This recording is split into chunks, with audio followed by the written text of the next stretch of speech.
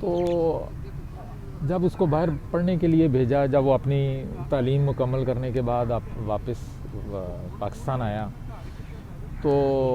نیچے گھر والوں نے بٹھایا اس کو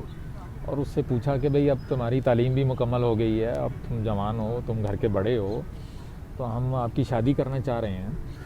تو اب اگر آپ کی کوئی مرضی ہے تو تب بھی بتائیں،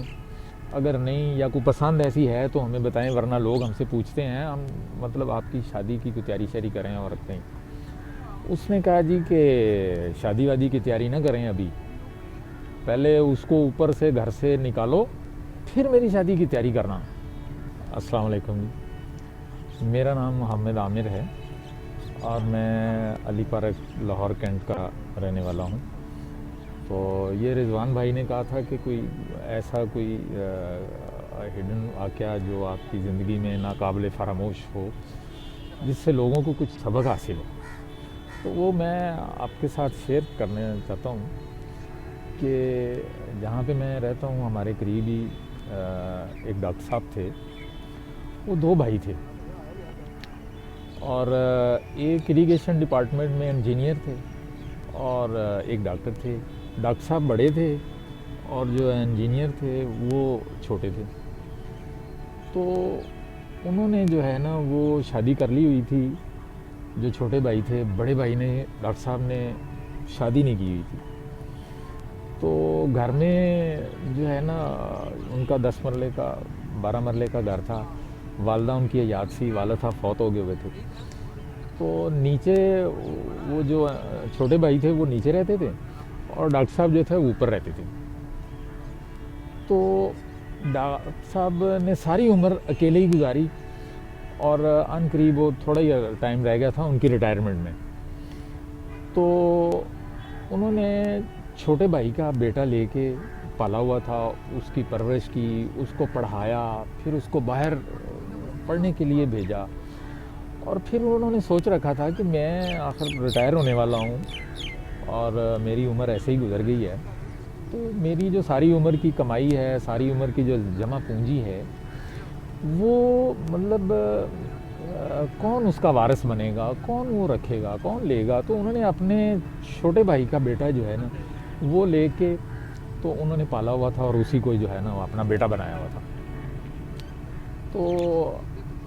جب اس کو باہر پڑھنے کے لیے بھیجا، جب وہ اپنی تعلیم مکمل کرنے کے بعد واپس پاکستان آیا تو نیچے گھر والوں نے بٹھایا اس کو اور اس سے پوچھا کہ بھئی اب تمہاری تعلیم بھی مکمل ہو گئی ہے، اب تم جوان ہو، تم گھر کے بڑے ہو، تو ہم آپ کی شادی کرنا چاہ رہے ہیں،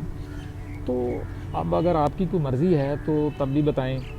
اگر نہیں یا کوئی پسند ایسی ہے تو ہمیں بتائیں، ورنہ لوگ ہم سے پوچھتے ہیں، ہم مطلب آپ کی شادی کی کوئی تیاری شیاری کریں اور رکھتے ہیں۔ اس نے کہا جی کہ شادی وادی کی تیاری نہ کریں، ابھی پہلے اس کو اوپر سے گھر سے نکالو،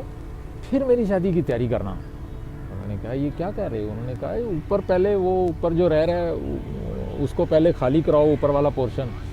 جہاں پہ وہ اس کا جو تایا رہتا تھا، جس نے اس کو پالا، جس نے اس کو پڑھایا، جس نے اس کو ساری عمر اپنی جو ہے نا،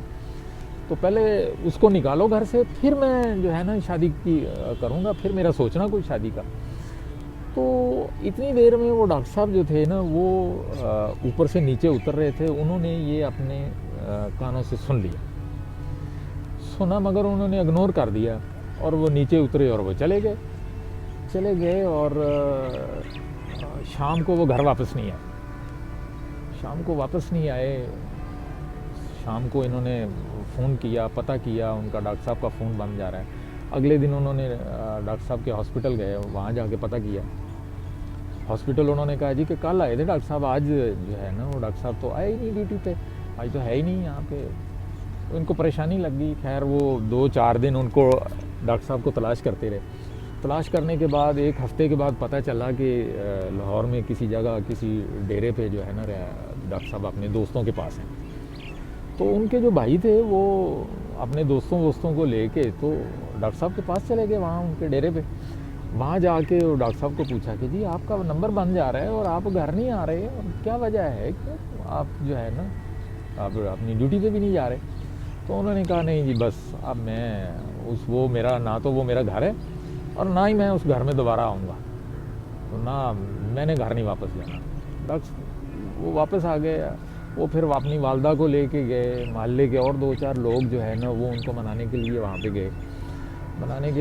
مگر وہ ڈاکٹر صاحب جو ہے نا انہوں نے کہا جی کہ یہ قدم جو ہے نا دوبارہ اس دہلیز پہ نہیں آئیں گے، نہ وہ میرا گھر ہے، نہ وہ میرا کچھ ہے، نہ میری نوکری ہے، نہ مجھے ریٹائرمنٹ چاہیے، مجھے کچھ نہیں، آپ چلے جائیں، مجھے میرے حال پہ چھوڑ دیں۔ خیر وہ واپس آ گئے، 1-2 دفعہ ان کو منانے کے لیے گئے، مگر وہ ڈاکٹر صاحب نہیں مانے، نہیں واپس آئے۔ ٹھیک 1 مہینے بعد یہ جو غم تھا نا، یہ جو دکھ تھا نا، ٹھیک 1 مہینے بعد ڈاکٹر صاحب کی وہاں سے ڈیڈ باڈی آئی گھر، ڈاکٹر صاحب نہیں آئے۔ وہ جو چند الفاظ تھے نا بیٹے کے،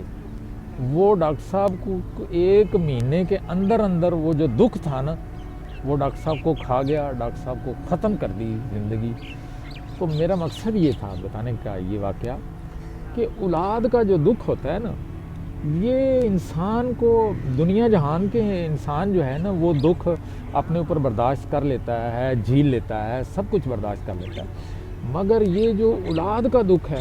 اولاد کی دی ہوئی تکلیف جو ہے نا والدین کو، یا اولاد کی کئی ہوئی جو بات اس طرح کی ہوتی ہے، یہ انسان کو کھا جاتی ہے، انسان کو ختم کر دیتی ہے، یہ بہت بڑا دکھ ہوتا ہے۔ اس لیے آج اور کبھی والدین کی جگہ پہ رکھ کے اولاد کو بھی یہ سوچنا چاہیے کہ ان کی کیا یہ فیلنگ ہوتی ہیں اولاد کے لیے کتنی بڑی قربانیاں پیرنٹس دیتے ہیں، کتنا کچھ قربان، اپنی جوانیاں قربان کر دیتے ہیں، اپنی جائیدادیں، اپنے بہن بھائی رشتہ دار، اپنی اولاد کے لیے انسان قربان کر دیتا ہے۔ مگر جب اولاد اس طرح کا بیہیو کرتی ہے تو پھر وہ بندہ جو ہے نا وہ اس کے لیے پھر وہ دنیا یہ کچھ معنی نہیں رکھتی، وہ پھر ختم ہو جاتا ہے۔ تو اس لیے آج کی جو جنریشن ہے ان کے لیے میرا پیغام ہے کہ کائنڈلی اپنے والدین کا خیال رکھیں، اپنے والدین کے احساسات کا خیال رکھیں، ان کی فیلنگ کا، ان کا۔ بہت شکریہ، بڑی مہربانی۔